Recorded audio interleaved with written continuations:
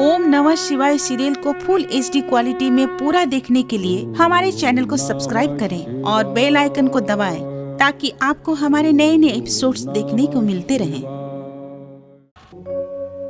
मैं ओंकार क्रोध करना तथा दूसरे प्राणियों के विकास के प्रति ईर्ष्या रखने वाले प्राणियों से मैं सदा दूर रहता हूं, किंतु शांत चित्त और सदा परोपकार के कार्य करने वाले प्राणियों के मन और आत्मा का श्रृंगार मैं ओंकार हूं। अत्रि आश्रम से लौटते हुए त्रिदेव व त्रिदेवियों को आकाश मार्ग में नारद मिलते हैं। उधर दुर्वासा को भोजन करते समय माता अनसुईया से इंद्र के दुर्व्यवहार का ज्ञान होते ही दुर्वासा क्रोधित हो उठते हैं।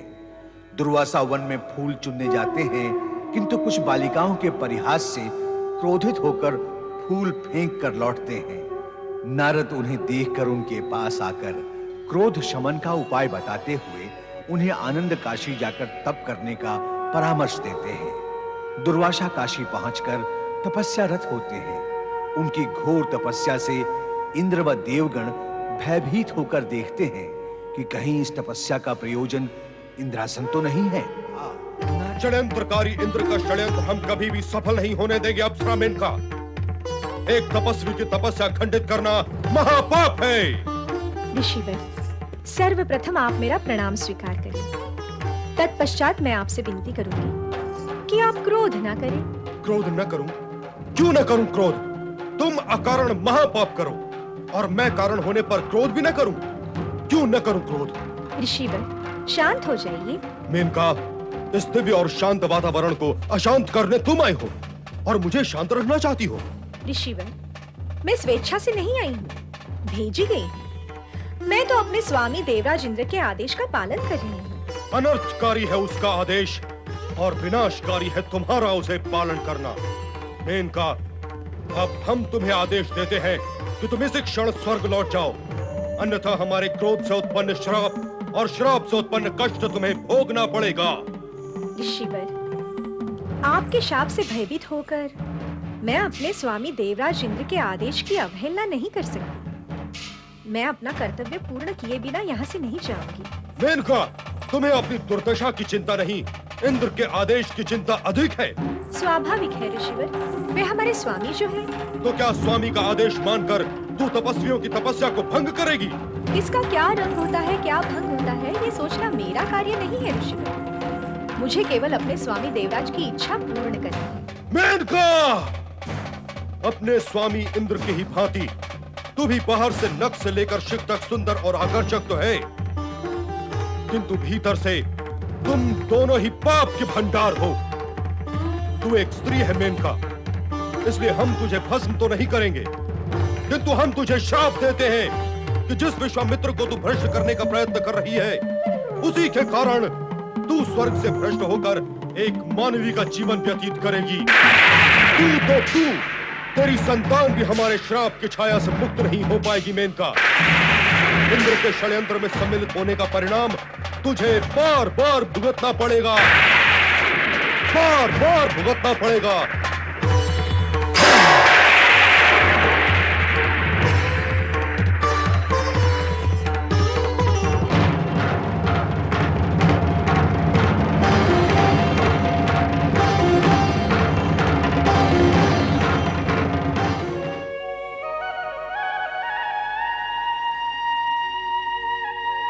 चिंता का कोई कारण नहीं है। तुमने अपने पुत्र का आवाहन किया है, वो यथा समय यहाँ आ पहुंचेगा।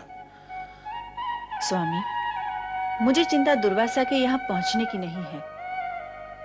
मैं तो ये सोच रही हूँ कि मार्ग में कहीं किसी अनुचित घटना को देखकर उसका स्वभावगत क्रोध न जाग जाए। मुझे सदा उसके क्रोध की आशंका बनी रहती है।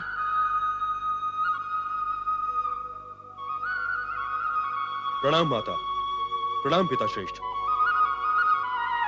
सर्व कुशल मंगल है ना पुत्र? जिनके साथ माता पिता का आशीर्वाद हो अमंगल उनके समीप आने का साहस ही नहीं करता पिता श्रेष्ठ। उत्तम। अब ये बताओ, लौटते समय में कहीं क्रोध करने की आवश्यकता तो नहीं हुई ना? तुम्हारे पिता ये जानना चाहते हैं दुर्वासा कि मार्ग में तुमने किसी को श्राप तो नहीं दिया? माता, आप इस सत्य से भलीभांति परिचित हैं कि अन्याय, अनीति और अनुचित कार्य मैं कदापि सहन नहीं कर सकता।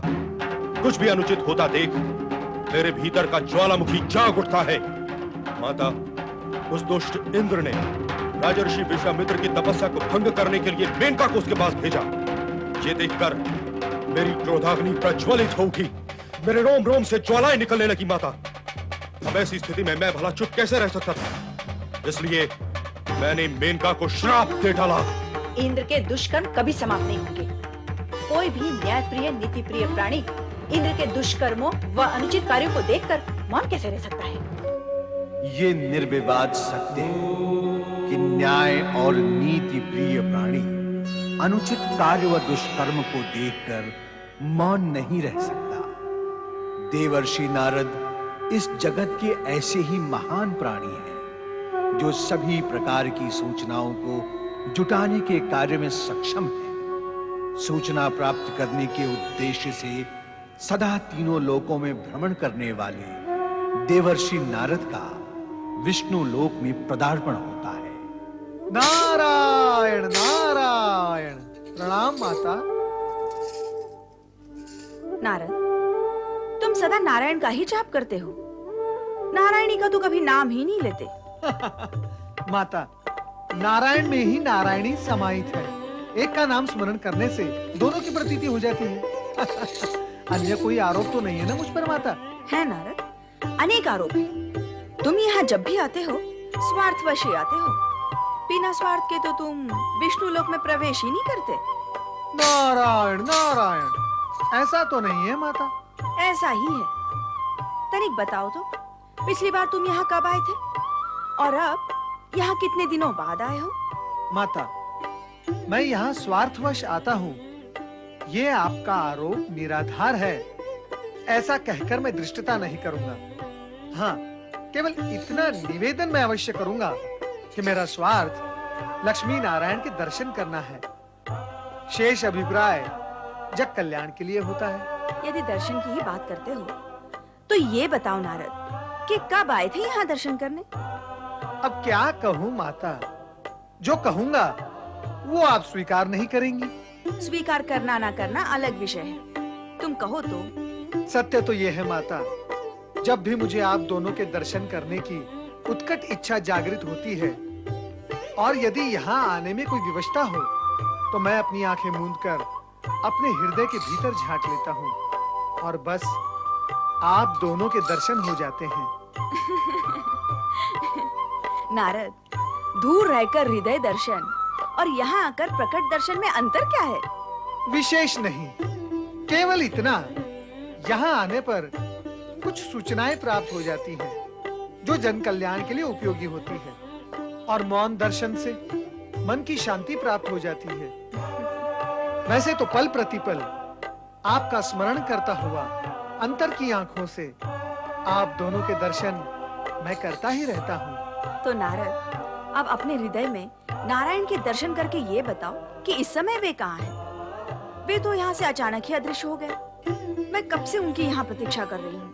माता, उनकी स्थिति तो वे स्वयं ही जान सकते हैं, अन्य कोई कैसे जान सकता है? अर्थात तुम भी नहीं बता सकते कि इस समय वे कहाँ हैं? नहीं, सत्य तो ये है माता कि मैं भी यहाँ श्रीहरि विष्णु के दर्शन करने ही आया था।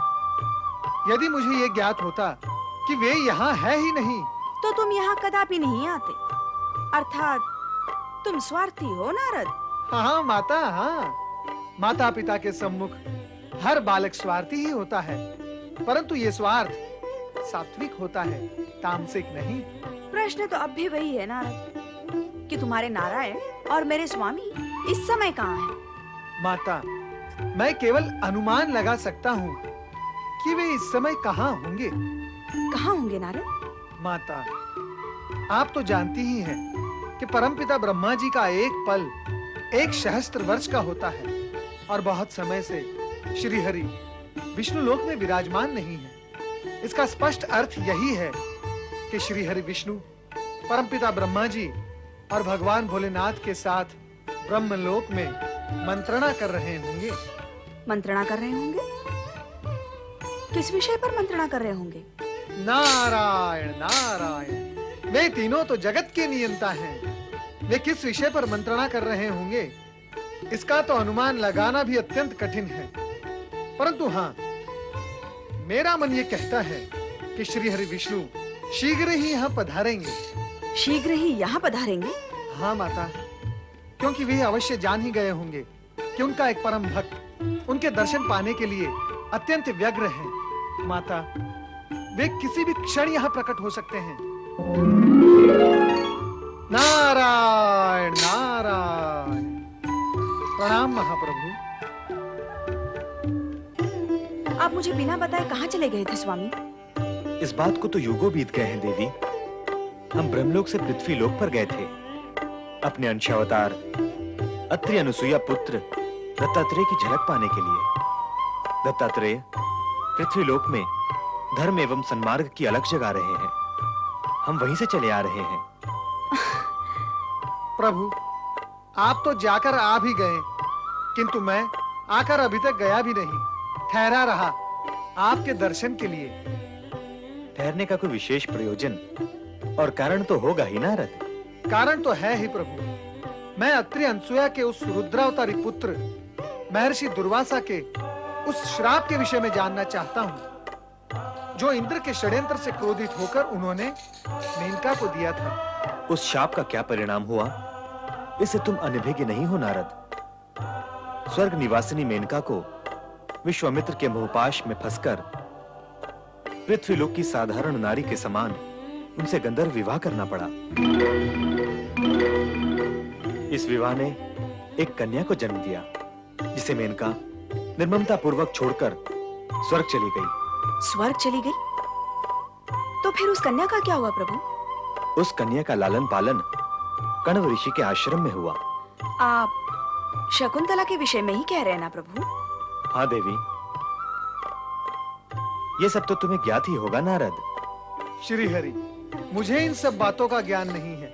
इन सभी घटनाओं से मैं तो सर्वथा अनभिज्ञ हूँ। यदि तुम अनभिज्ञ हो तो हम तुम्हें एक संकेत देते हैं। कहें प्रभु, क्या संकेत है? रुद्रावतार महर्षि दुर्वासा का शीघ्र ही इस घटना चक्र में प्रवेश होगा और आगे के परिदृश्य की परिकल्पना तुम स्वयं कर लो नारद।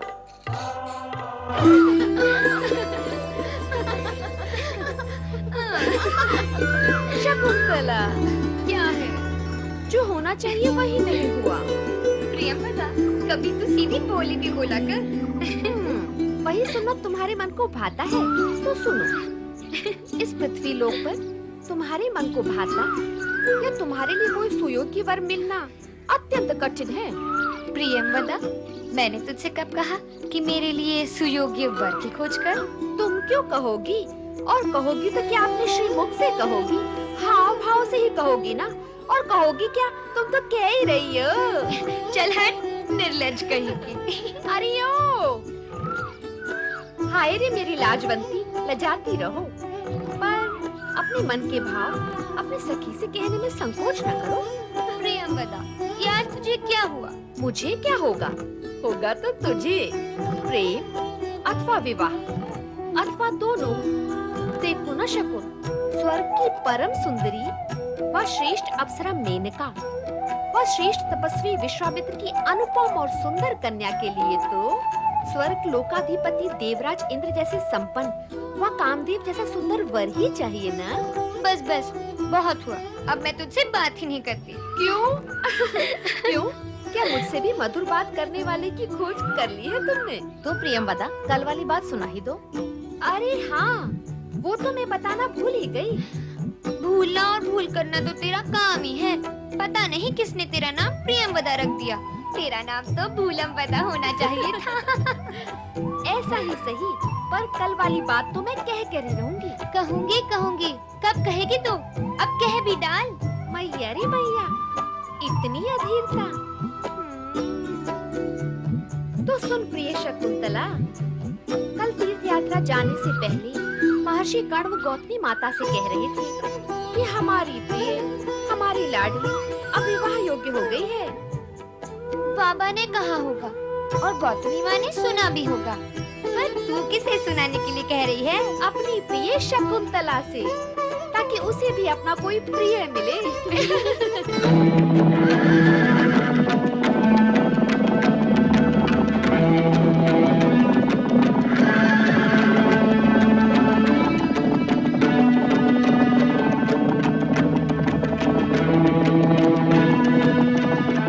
सारथी, हम थक गए हैं, कुछ समय के लिए विश्राम करना चाहते हैं। उपयुक्त स्थान दिखाई दे तो रथ रोको।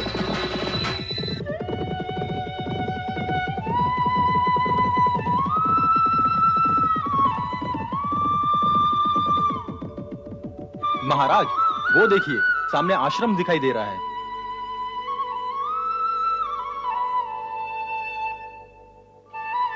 ठहरने के लिए यह स्थान उत्तम होगा। हाँ हाँ, अवश्य। प्यास से कंठ भी सूख रहा है।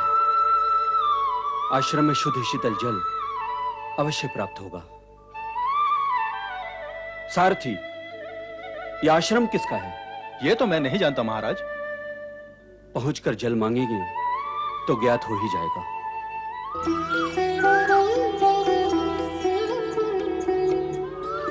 शकुन, शकुन, शकुंतला चली उद्यान की ओर और फिर वहां जाकर लताओं से बातें करेगी, फूल पौधों को सहलाएगी और अपने प्रिय वृक्षों को जल पिलाएगी, उन्हें सींचेगी।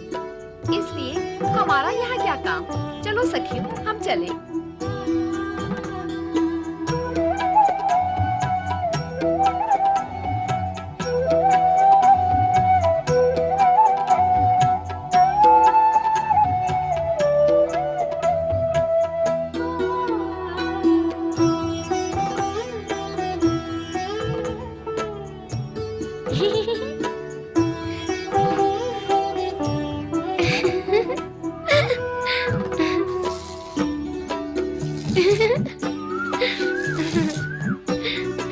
सुंदरी,